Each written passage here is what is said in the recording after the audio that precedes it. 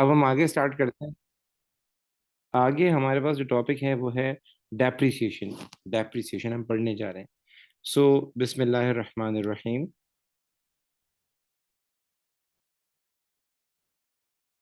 ठीक है, आगे जो हमारा टॉपिक है वो है डेप्रिसिएशन। डेप्रिसिएशन का आपने मतलब तो समझ दिया होगा कि डेप्रिसिएशन का मतलब क्या है हमारे पास। डेप्रिसिएशन का बेसिकली मतलब ये होता है कि अगर हम कोई नॉन करंट एसेट इस्तेमाल कर रहे हैं, अगर हम कोई नॉन करंट एसेट इस्तेमाल कर रहे हैं, तो वक्त के साथ साथ क्या होती है, उसकी वैल्यू क्या नाम है, गिरती है। वक्त के साथ साथ उसकी वैल्यू में क्या होती है, कमी आती है। उस वैल्यू में कमी आने को हम प्यार से क्या कहते हैं, डेप्रिसिएशन कहते हैं। जैसे एक वर्ड होता है एप्रिसिएशन, बढ़ना। तो डेप्रिसिएशन का मतलब क्या होता है, कम होना, डिक्रीज होना। ठीक है। अब आपने ये वीडियो तो देख ली होगी कि डेप्रिसिएशन किसे कहते हैं, क्यों रिकॉर्ड करते हैं, क्या होता है, कौन से कॉन्सेप्ट हैं, ये देख लिया होगा। अब आते हैं इसकी अकाउंटिंग ट्रीटमेंट के ऊपर कि हम डेप्रिसिएशन कैलकुलेट कैसे करते हैं। पहले ये सीखना होगा कि मुझे कैसे पता चलेगा कि एक पर्टिकुलर नॉन करंट एसेट जो है उसकी वैल्यू कितनी गिर गई, इस साल उसका कितना अमाउंट डिक्रीज हुआ। ठीक है। अच्छा, कुछ लोग ये भी कहते हैं कि डेप्रिसिएशन का मतलब क्या होता है, कंजप्शन ऑफ इकोनॉमिक बेनिफिट्स। कि मैंने एक चीज खरीदी है 1 लाख रुपए की, कितने की, 1 लाख रुपए की। उस 1 लाख में से मैंने कितना फायदा उठा लिया। अगर एक चीज मैंने 1 लाख रुपए की खरीदी है, तो इट मीन्स मैं दुनिया को कहना चाह रहा हूँ कि ये चीज मुझे 10 साल चलेगी, 10 साल तक 1 लाख का फायदा देगी। तो एक साल में मैंने कितना फायदा उठा लिया, एस्टिमेटेड मैंने कितना फायदा उठा लिया, ये क्या कहलाता है, डेप्रिसिएशन कहलाता है। तो दो बातें, estimated fall in the value of non current asset, और दूसरी बात, consumption of economic benefit by using the non current asset. ये दो बातें डेप्रिसिएशन की डेफिनेशन में आ जाती हैं। अच्छा जी, अब सवाल ये पता होता है कि मुझे कैसे पता चलेगा मेरे नॉन करंट एसेट की कितनी वैल्यू डेप्रिशिएट हो चुकी है। तो इसके लिए हमारे पास दो तरीके हैं। एक को हम कहते हैं स्ट्रेट लाइन मेथड।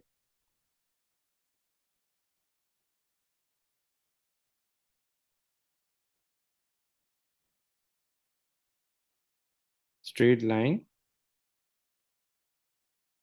मेथड, ठीक है। इसको स्ट्रेट लाइन मेथड भी कहते हैं, और इसका एक और नाम है fix installment method. Fix installment method, ये बहुत आसान है। देखिए, जब हम कोई चीज खरीदते हैं तो शुरू में उसकी एक कॉस्ट आती है। फॉर सपोज मैंने एक चीज खरीदी, उसकी कॉस्ट थी हमारे पास $1 ठीक है। एक चीज मैंने खरीदी, उसकी कॉस्ट कितनी थी, 1 लाख। अच्छा, अब जब हम एक चीज खरीदते हैं, जाहिर है फिर एक इस्तेमाल करने का टाइम होता है। आप ये थोड़ी है कि उसको अनलिमिटेड इस्तेमाल करेंगे। आपने जब एक चीज खरीदी है, 1 मिनट कीजिएगा, आपका मैसेज आया। Sir you explain this in the lecture you send. देखिए बेटा, वो जो लेक्चर मैंने भेजा था ना, वो पुराना लेक्चर है, 2 साल पुराना लेक्चर है। अब हो सकता है उसमें मैंने बहुत डिटेल में ये चीज़ समझाई हो, तो मैं अभी शॉर्टकट करके समझा रहा हूँ, ज़रा डिटेल में नहीं जा रहा। ये डेप्सन का टॉपिक मैं दोबारा भी रिवाइज कराऊंगा। अगर मैं इसको समझाने पे आया तो ये बहुत टाइम ले लेगा, मतलब यानी 2 हफ्ते ले लेगा। तो मैं चाह रहा हूँ एक इसका 3 क्लासों के अंदर एक बेसिक ओवरव्यू दे दूँ और फिर आगे जाऊँ। एक इंपॉर्टेंट टॉपिक है, तो लास्ट में मैं चाहूंगा इसको दोबारा हम रिवाइज कर लें, कोर्स पूरा होने के बाद दोबारा रिवाइज कर लें। ठीक है। तो बेसिक ओवरव्यू की जैसे मैं क्या नाम है, इसके एक लेक्चर दे रहा हूँ अलग से, मैं वो लेक्चर भी दूंगा आपको, वो भी आप देखते रहिएगा, अच्छी बात है, आपकी तैयारी और अच्छी हो जाएगी। लेकिन मैं साइट पे भी पढ़ाऊंगा। ठीक है। तो मैं ये कह रहा था कि जब हम एसेट बाय करते हैं, तो एक उसकी कॉस्ट होती है कि हमें कितने का पड़ा। दूसरा, जब हम एसेट को इस्तेमाल करते हैं, तो एक उसकी लाइफ होती है कि ये कितने साल चलेगा। फॉर सपोज मैंने एक एसेट लिया है, एंड आई होप कि वो 5 साल तक चलेगा। 5 साल के बाद फिर मेरे काम करेंगे, मैं इसको सेल कर दूंगा। तो जब हम इसको सेल करेंगे, तो सेल करते वक्त जाहिर है हमें कुछ पैसे मिलेंगे, सेल करते वक्त हमें कुछ अमाउंट मिलेगा। वो अमाउंट प्यार से क्या कहलाता है, रेजिडुअल वैल्यू भी इसको कहते हैं, और स्क्रैप वैल्यू भी इसको कहते हैं, दो नाम है। तो एक एसेट को मैं 5 साल इस्तेमाल करता हूँ, 5 साल, और मेरा खर्चा आता है 1 लाख रुपए का बाय करने का। एंड आफ्टर 5 ईयर मैं कहता हूँ वो कितने का सेल होगा, वो 10,000 का क्या हो जाएगा, सेल आउट हो जाएगा। ये कहलाता है रेजिडुअल वैल्यू या स्क्रैप, SCRAP, स्क्रैप वैल्यू। इसका मतलब क्या होता है, स्क्रैप वैल्यू मतलब एक चीज आपके इस्तेमाल में नहीं रही, आपके लिए उसका बेनिफिट क्या हो गया, इस्तेमाल करने से जो बेनिफिट था वो खत्म हो गया, अब आप उसको बेच रहे हो। तो ये एस्टिमेटेड सेलिंग प्राइस है, ये फिक्स्ड सेलिंग प्राइस है। ठीक है। अब सवाल ये पैदा होता है कि स्ट्रेट लाइन मेथड के अंदर अगर ये सारा हमें डेटा दिया हो तो डेप्रिसिएशन कैसे कैलकुलेट होती है। तो उसके अंदर हम क्या करते हैं, एक फॉर्मूला यूज करते हैं। वो फॉर्मूला है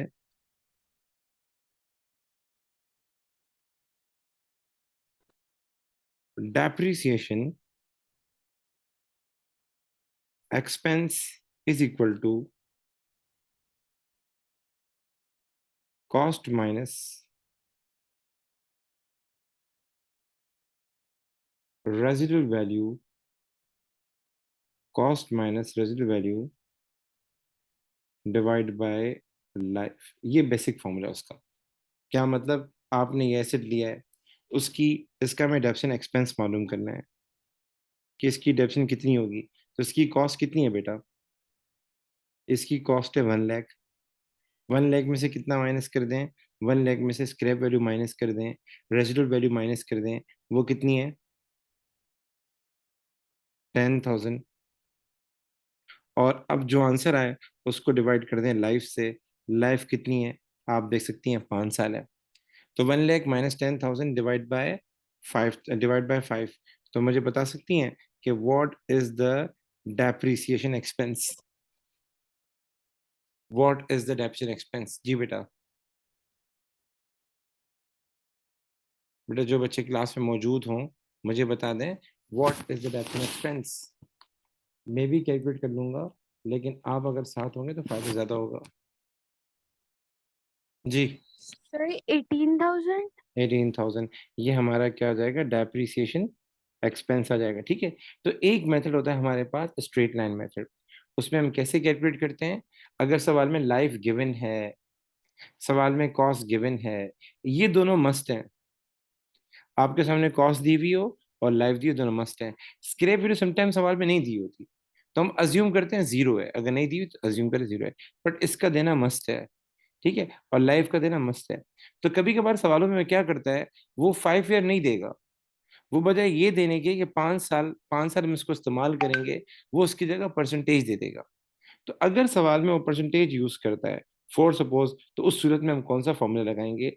अगर सवाल में परसेंटेज देता है तो फिर हम क्या करते हैं, हम ये वाला फॉर्मूला लगाते हैं, depreciation expense is equal to, depreciation expense is equal to, depreciation expense is equal to cost minus residual value अगर है सवाल में,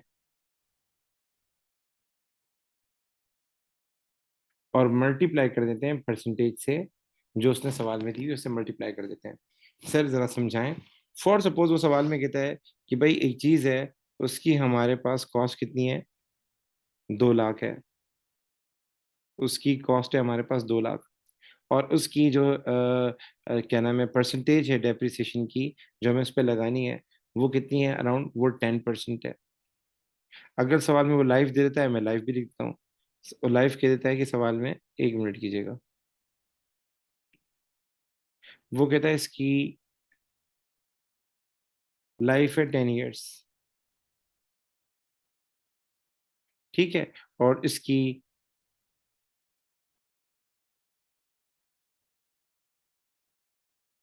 रेजिडुअल वैल्यू है इसकी, अल्लाह भला करे, 10,000। बल्कि 10,000 नहीं करता, 20,000 कर देता हूँ। ठीक है। और आपको कहता है ये बताएं कि according to straight line method, according to straight line method what is the depreciation expense. तो ये वाला फॉर्मूला भी लगा सकते हैं, क्योंकि लाइफ गिवन है, कॉस्ट गिवन है, लाइफ गिवन है, रेजिडुअल वैल्यू गिवन है। ये वाला फॉर्मूला भी लगा सकते हैं, बहुत आसान है। अगर हम ऊपर वाला फॉर्मूला लगाएंगे कॉस्ट माइनस स्क्रैप वैल्यू वाला, तो 2 लाख माइनस 20,000, और उसको डिवाइड कर देंगे किससे, उसको डिवाइड कर देंगे 10 से। तो मुझे बताएं क्या आंसर आया। सर 18,000 ही आया। 18,000 ही आया। ठीक है। और दूसरा तरीका हमारे पास कौन सा है, दूसरा तरीका ये है कि हम लिखें 2 लाख जो कि कॉस्ट है, माइनस कर दें 20,000, और डिवाइड नहीं करें लाइफ से, बल्कि हम मल्टीप्लाई कर दें परसेंटेज से। वो कितना आता है, वो 10% आता है। तो इसमें भी आंसर कितना आ जाएगा, 18,000 आंसर आ जाएगा। यहाँ तक बात क्लियर है कि स्ट्रेट लाइन मेथड में क्या होता है, हम दो फॉर्मूले यूज करते हैं। एक फॉर्मूला हम यूज करते हैं, आपका अल्लाह भला करे, ये वाला फॉर्मूला यूज करते हैं, और दूसरा फॉर्मूला हम क्या करते हैं, ये वाला यूज करते हैं। ये दो तरीके यूज होते हैं। अगर सवाल में रेजिडुअल वैल्यू नहीं दी तो क्या करेंगे, तो आप रेजिडुअल वैल्यू नहीं लिखें। अच्छा, हमारे ओ लेवल में मोस्टली सवालों में, जिस सवाल में परसेंटेज यूज होती है, रेजिडुअल वैल्यू दी ही नहीं होती। जब नहीं दी हुई तो यूज ही नहीं करनी।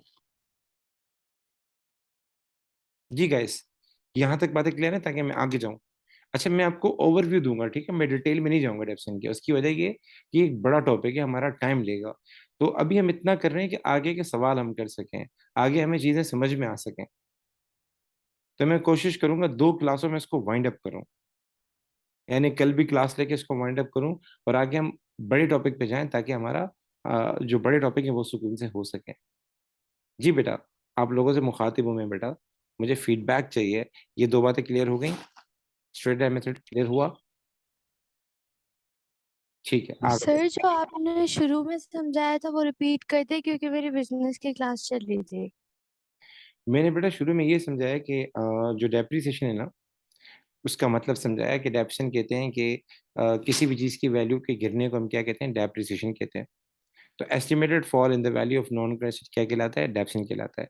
दूसरा मैंने बच्चों को ये बताया कि जब हम एक एसेट को इस्तेमाल करते हैं तो इस्तेमाल करके हम उसका फायदा उठाते हैं। तो हमने इस साल कितना फायदा उठाया, एक साल के अंदर कितना बेनिफिट उसका उठाया, वो क्या कहलाता है, डेप्रिसिएशन कहलाता है। ठीक है। फिर अच्छा, इसकी थ्योरी की क्लास में भेज चुका हूँ आपको, वो अपने लेक्चर में देख ली होगी। हम डेफिनेशन क्यों रिकॉर्ड करते हैं, क्या कौन सा कॉन्सेप्ट है इसके पीछे, क्या रीजन है, वो थ्योरी पढ़नी पड़ेगी, आती है पेपर में। लाइक एक चीज डेफिशिट क्यों होती है, लाइक आपने पढ़ा होगा वेयर एंड टीयर, जिस आपने पढ़ा होगा क्या नाम है अपना, मार्केट कंडीशन, इकोनॉमिक कंडीशन। आप लोगों ने पढ़ा होगा डिप्लीशन, पढ़ा होगा, ठीक है। आप लोगों ने पढ़ा होगा टाइम पीरियड, एक चीज लीज होल्ड है तो टाइम कैसे कम होती है। इसके पीछे कौन से कॉन्सेप्ट है, प्रूडेंस कॉन्सेप्ट है, इसके पीछे मैचिंग कॉन्सेप्ट है। प्रूडेंस और मैचिंग कॉन्सेप्ट याद कर लें बेटा, उसको रूट लर्न कर लें बकायदा, क्योंकि इंपॉर्टेंट है बेटा। फिर उसके बाद मैंने ये समझाया कि डेप्शन कैसे रिकॉर्ड करते हैं, कैसे कैलकुलेट करते हैं। तो एक तरीका स्ट्रेट लाइन मेथड। इसको स्ट्रेट लाइन मेथड क्यों कहते हैं, क्योंकि अगर एक चीज है और डेप्शन हर साल होगी, एक एसेट सिर्फ एक साल वैल्यू नहीं गिराता, जितना आप उसको इस्तेमाल करेंगे वैल्यू गिराता रहेगा कंसिस्टेंसी के साथ। तो इसको स्ट्रेट लाइन मेथड इसलिए कहते हैं कि अगर आपने जैसे डेफिनेशन भी फाइंड की 18,000 आई, तो सेकेंड ईयर में भी कितनी आएगी, यही फॉर्मूला यूज होगा, चेंजेस नहीं आएंगे। यही हम कॉस्ट लिखेंगे, यही हम रेजिडुअल लिखेंगे, यही हम लाइफ लिखेंगे। लाइफ हम वही लिखेंगे जो इनिशियल लाइफ थी उसकी। तो सेम 18,000 आएगा, दूसरे साल भी 18,000 आएगा, तीसरे साल भी 18,000 आएगा। तो पहले साल 18,000, दूसरे साल 18,000, तीसरे साल 18,000। तो सेम डेप्शन हर साल आ रही है, सेम डेप्शन हर साल आ रही है। इसीलिए हम इसको क्या कहते हैं, स्ट्रेट लाइन मेथड भी कहते हैं, फिक्स इंस्टॉलमेंट मेथड भी कहते हैं। ठीक है। अच्छा जी, अब आते हैं फिर एक दूसरा मेथड है हमारे पास जिसको हम कहते हैं रिड्यूसिंग बैलेंस मेथड।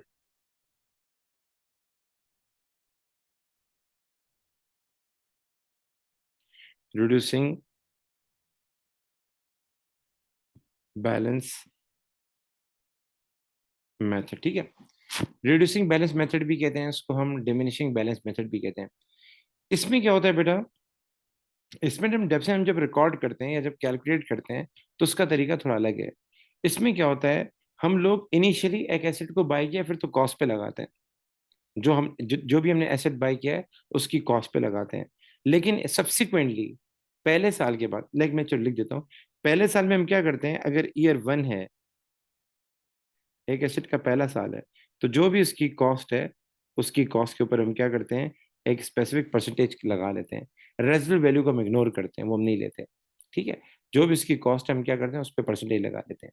लेकिन सब्सिक्वेंटली सब्सिक्वेंटली पहले साल के बाद हम फिर कॉस्ट भी नहीं लगाएंगे, बल्कि कॉस्ट में से जितनी उसकी डेप्शन अब तक हो चुकी है वो माइनस करेंगे। वो माइनस करके फिर हम लगाएंगे परसेंटेज। क्या मतलब, जरा मैं आपको समझाता हूँ, इसको जरा समझ लेते हैं। देखें, एक एसेट उसकी कॉस्ट है $1 लाख, एक एसेट उसकी कॉस्ट है $1 लाख, और उसकी जो परसेंटेज रिडक्शन की वो कितनी है, 10%। अच्छा, स्ट्रेट लाइन मेथड में क्या होता, स्ट्रेट लाइन मेथड में क्या होता, आप लोगों ने अगर सीखा है ऊपर कि अगर परसेंटेज दी हुई हो तो हम ये वाला फॉर्मूला यूज करते हैं, cost minus residual value multiply percentage. अब रेजिडुअल वैल्यू तो है ही नहीं सवाल में, तो हम क्या करेंगे, कॉस्ट को मल्टीप्लाई करेंगे परसेंटेज से। तो स्ट्रेट लाइन मेथड में क्या होगा, स्ट्रेट लाइन मेथड में पहले साल में हम क्या करेंगे, 1 लाख को मल्टीप्लाई कर देंगे 10% से, ठीक है, रेजिडुअल वैल्यू है ही नहीं, तो जो कॉस्ट है उसको मल्टीप्लाई कर देंगे परसेंटेज से, आंसर कितना आएगा, 10,000। तो पहले साल की डिडक्शन कितनी होगी, 10,000। पहले साल में क्या होगा, 10,000 डेप्सिट हो जाएगा। नेक्स्ट ईयर क्या होगा, यही 1 लाख को मल्टीप्लाई करेंगे 10% से, नेक्स्ट ईयर 10,000 क्या हो जाएगा, और डेप्शन हो जाएगी। थर्ड ईयर में क्या होगा, यही 1 लाख को मल्टीप्लाई करेंगे 10% से, हमारे पास सेम क्या हो जाएगा, 10,000 आंसर आ जाएगा, और ये हर साल होता रहेगा। तो एक इंडिविजुअल एसेट है, कोई और एसेट आपने बाय नहीं किया और ना ही उसको आपने सेल किया है, तो सेम डेप्शन हर साल क्या होगी, आएगी, अगर हम स्ट्रेट लाइन मेथड यूज करेंगे, क्योंकि उसमें अगर परसेंटेज है वो डायरेक्ट कॉस्ट पे लगाते हैं, अगर रेजिडुअल वैल्यू दी हुई थी तो माइनस करता, ठीक है। आरबीएम में से नहीं होता। आरबीएम में क्या होगा, आरबीएम में पहला साल है, तो पहले साल में तो हम कॉस्ट पे ही लगाएंगे, लाइक 1 लाख है हमारे पास, आप इस पे लगाएं 10%, जब आप इस पे 10% लगाएंगे कितना आ जाएगा, 10,000 आ जाएगा, ठीक है। इसकी डेफिनेशन कितनी आ जाएगी, 10,000 आ जाएगी। अब नेक्स्ट ईयर क्या होगा, नेक्स्ट ईयर हम 1 लाख के ऊपर नहीं लगाएंगे, नेक्स्ट ईयर हम क्या करेंगे, जितनी इसकी डेप्शन हो चुकी है, लाइक 10,000 हो चुकी है, तो 1 लाख में से 10,000 माइनस कर देंगे। आप 1 लाख में से जैसे ही 10,000 माइनस करेंगे, the remaining answer would be 90,000। कितना हो जाएगा, 90,000। अब नेक्स्ट ईयर हम 1 लाख भी नहीं लगाएंगे, कॉस्ट भी नहीं लगाएंगे, बल्कि कॉस्ट में से पुरानी डेप्शन को माइनस करेंगे। अक्यूमुलेटेड कहते हैं टोटल को, जमा होने को, तो अक्यूमुलेटेड डेप्रिसिएशन, जितनी डेप्शन उसकी हो चुकी है माइनस करेंगे शुरू से लेकर अब तक। तो 10,000 आपने वैसे ही माइनस कर दी है, 1 साल की थी, तो 90,000 रिमेनिंग हो जाएगा। 90,000 पे आप लगाएंगे 10%, तो ये आ जाएगा 9,000, ठीक है। अच्छा जी, अब फॉर सपोज हमारा थर्ड ईयर है, ये हमारा पहला साल था, पहले साल की ड्यूरेशन आ गई 10,000, ये हमारा दूसरा साल था 10,000। अब थर्ड ईयर है, तो थर्ड ईयर में हम क्या करेंगे, ये जो 1 लाख है इसमें से 10,000 एंड देन 10,000, 20,000 माइनस करेंगे कॉस्ट में से, बाकी 1 लाख 10,000 तो वैसे ही माइनस कर दिया आपने, 9,000 और माइनस कर दें, तो ये हमारे पास का आंसर आ जाएगा, अल्लाह भला करे, 81,000 आ जाएगा। 81,000 के ऊपर आप 10% लगाएं, ये कितना आ जाएगा, ये आ जाएगा 8,100 आ जाएगा। ये हमारी तीसरे साल की क्या है, डेप्रिसिएशन है। तो रिड्यूसिंग बैलेंस मेथड में क्या हो रहा है, हर साल डेप्रिसिएशन कम हो रही है, हर साल डेप्रिसिएशन कम हो रही है। पहले साल कितनी थी, 10,000, उससे अगले साल कितनी थी, 9,000, उससे अगले साल कितनी थी, 8,100, हर साल रिड्यूस हो रही है। इसीलिए इसको हम कहते हैं reducing balance method, reducing balance method, ठीक है। डिफरेंस क्या है, यहाँ हम कॉस्ट में से क्या करते हैं, पुराने डेफिनेशन को माइनस करते जाते हैं, पुराने डेफिनेशन को माइनस करते जाते हैं। यहां तक बात क्लियर है। मैं काफी तेज तेज बात कर रहा हूँ, स्पीड से बात कर रहा हूँ, तो चीजें इसलिए पूछ रहा हूँ, क्लियर हो रही है नहीं हो रही है। अच्छा ठीक। अच्छा एक बात और बता दो मैं आपको, ये जो हम कॉस्ट में से माइनस करते हैं ना अक्यूमुलेटेड डेप्रिसिएशन को,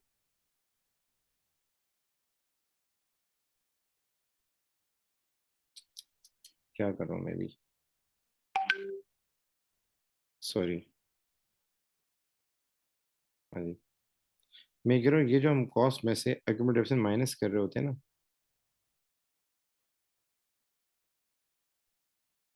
व्हाट, मैं कर भी रहा हूँ। अच्छा, ये जो हमने कॉस्ट में से एक्यूमुलेशन माइनस किया है, इस चीज को हम प्यार से क्या कहते हैं, इस चीज को हम प्यार से कहते हैं book value.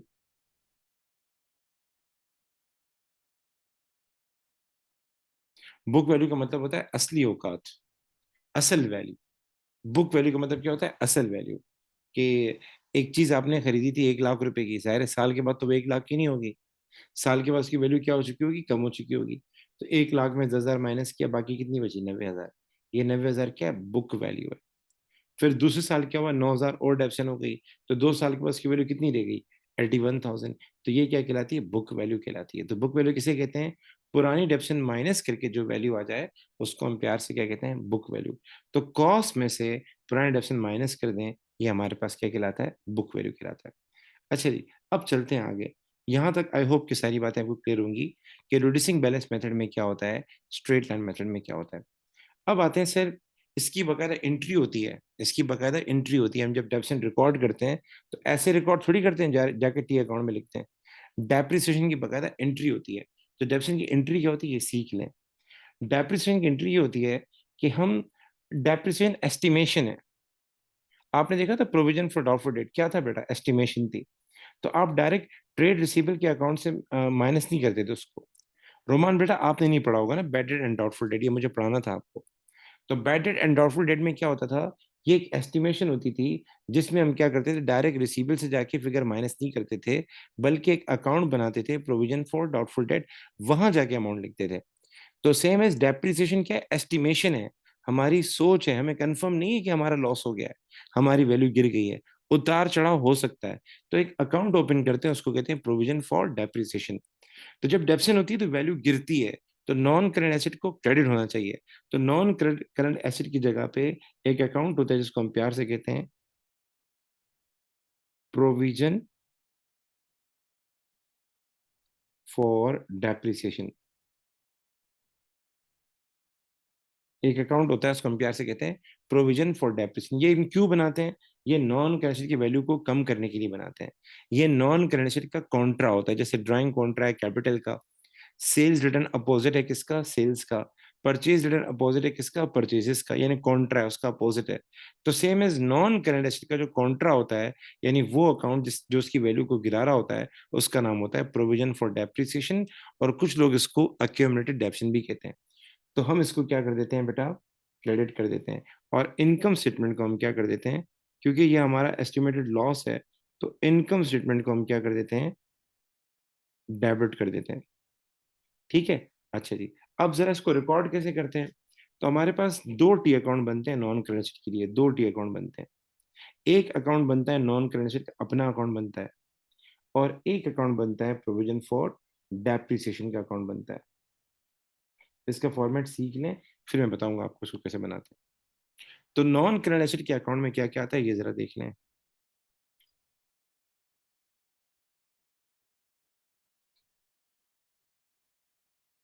Non current asset का जो अकाउंट है वो कॉस्ट पे बनता है। ठीक है, वो कॉस्ट पे बनता है। ठीक है, क्या मतलब है, अमूमन क्या होता है जब हम कोई चीज बाय करते हैं, तो हम, अगर मैंने मशीनरी बाय की तो डेबिट क्या होगा, अगर मैंने मशीनरी बाय की तो डेबिट क्या होगा,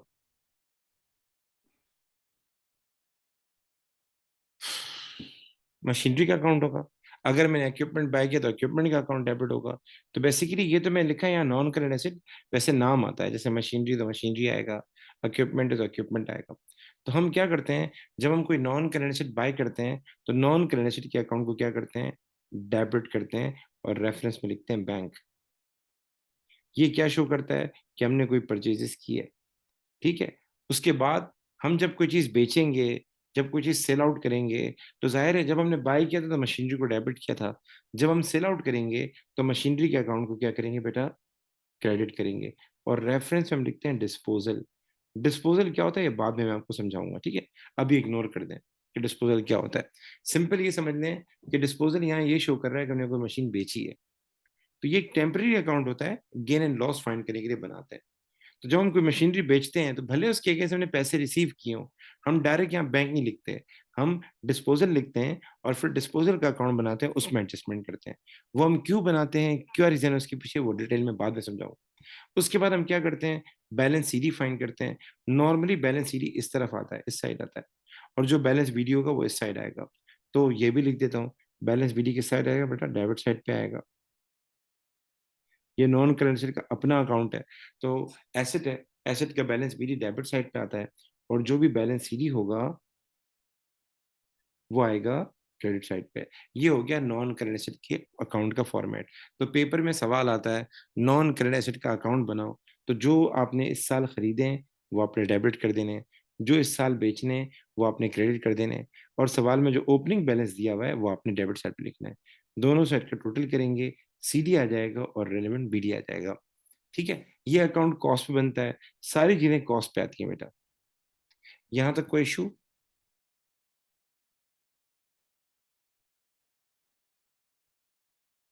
जी दीपिका बेटा, आप भी कुछ बोलें। ओके ओके, अब आते हैं डेप्सन के अकाउंट पे, वो कैसे बनता है।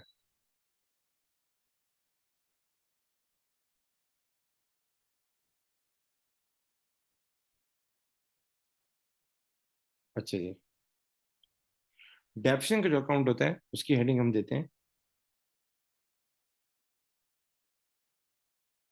प्रोविजन फॉर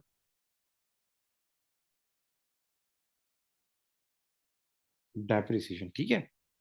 अच्छा, ये जो अकाउंट होता है, कि इसकी नेचर क्या है, अपोजिट है। ये वैल्यू गिराने के लिए बनता है, इसकी वैल्यू गिराने के लिए बनता है। तो ये देखा हमने, हम पहले क्या करते हैं, डेप्सिन कैलकुलेट करते हैं। डेप्सिन क्या करते हैं, कैलकुलेट करते हैं। फिर जो हमारी डेप्सिन होती है, वो हम क्या करते हैं, डेबिट नहीं करते, क्योंकि एसेट की वैल्यू को गिराएगा। वो हम क्या कर देते हैं बेटा, हम वो क्रेडिट कर देते हैं यहाँ पे। और इसके रेफरेंस में लिखते हैं, वेट,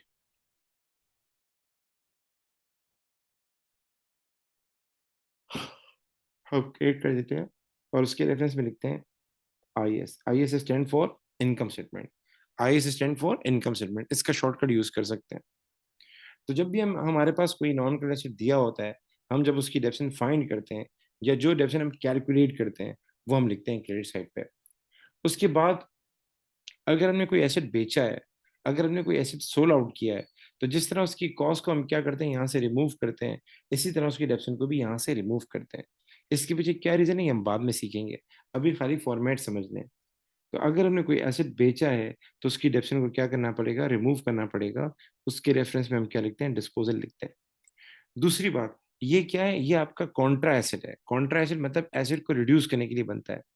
एसेट को रिड्यूस करने के लिए बनता है। तो इसका जो ओपनिंग बैलेंस होता है, वो हमेशा क्रेडिट साइड पे आता है। आप देख लें, आपने सेल्स पढ़ा है, सेल्स रिटर्न पढ़ा है। तो ट्रायल बैलेंस में अगर सेल्स क्रेडिट हो रहा हो, तो सेल्स रिटर्न क्या होता है, डेबिट होता है। कैपिटल क्रेडिट हो रहा हो, तो ड्राइंग क्या होता है, डेबिट होता है। इसी तरीके से ये जो अकाउंट है, ये इसका अपोजिट है, नॉन क्रेडिट एसेट का। तो अगर इसका बैलेंस बीडी डेबिट साइड पे आएगा, तो इसका बैलेंस बीडी क्रेडिट साइड पे आएगा। और दोनों साइड का टोटल करके हम बैलेंस सीडी फाइंड करते हैं। तो वो बैलेंस सीडी किस साइड आता है, वो क्रेडिट साइड पे आता है। ठीक है। तो ये था हमारा अकाउंट्स का फॉर्मेट, नॉन करंट एसेट का, as well as provision for depreciation का। यहाँ तक कोई सवाल?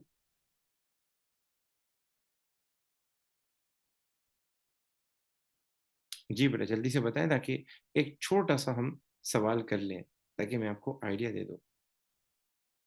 ओके, अब ये अकाउंट कैसे बनाते हैं, जरा इसका आइडिया देख लेते हैं। ठीक है, चलिए। देखिए, पेपर में उसने एक सवाल दिया कि हमने एक एसेट बाई किया, उसकी कॉस्ट थी 3 लाख। ठीक है, उसकी कॉस्ट थी 3 लाख। और उसने क्या किया, उसने बोला उसकी जो परसेंटेज थी, वो कितनी थी, वो थी 20%। उसने कहा 2 साल की, ईयर 1 की डेप्शन कैलकुलेट करो, एंड देन ईयर 2 की डेप्शन कैलकुलेट करो। एंड उसके बाद जो है, अच्छा ये स्ट्रेट लाइन मेथड है, कौन सा मेथड है, स्ट्रेट लाइन मेथड है। ईयर 1 की डेप्शन कैलकुलेट करो, और प्रोविजन फॉर डेप्शन का अकाउंट बनाओ। तो कैसे बनाएंगे देख लें। पहले हम अकाउंट बना लेते हैं। ठीक है। अच्छा जी, अब इसको कैसे करेंगे, हम हेडिंग दे देते हैं प्रोविजन फॉर डेप्रिसिएशन।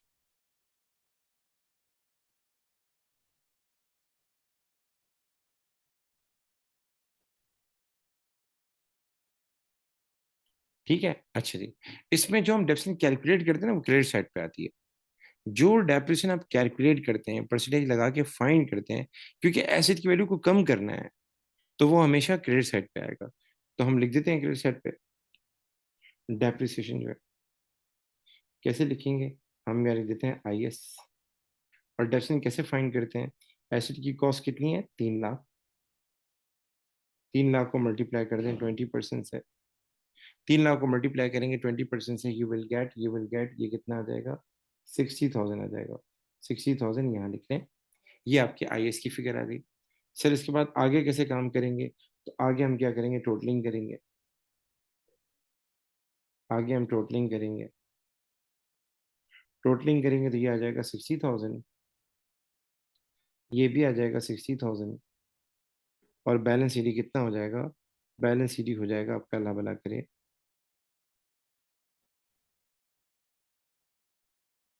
60,000, और बैलेंस बीडी हो जाएगा, ठीक है, 60,000।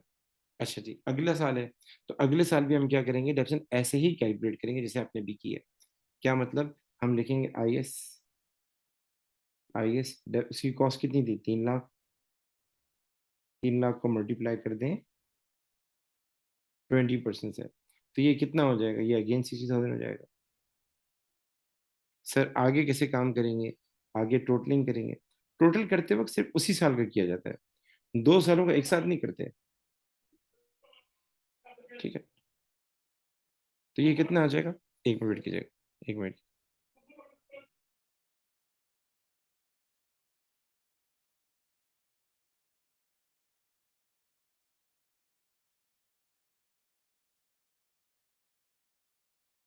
ये देखें, ये मैंने 60,000 ओपनिंग बैलेंस लिखा, ये मैंने आईएस का अमाउंट लिखा, ये कितना आ गया, 1,20,000 आ गया। ये 1,20,000 मैंने यहाँ लिखा, और दोनों साइड का जब हम बैलेंस शीट फाइंड करेंगे, तो बैलेंस शीट आ जाएगा